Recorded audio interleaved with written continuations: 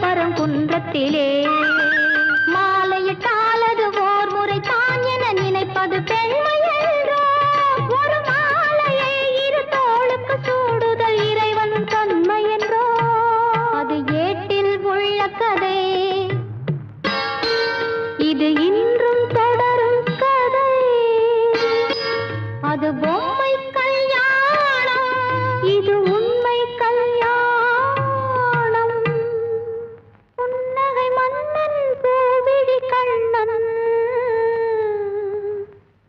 ருக்மணிக்காக அவன் புல்லாங்குழலில் உள்ளோம் மயங்கும் கண்மணிக்காக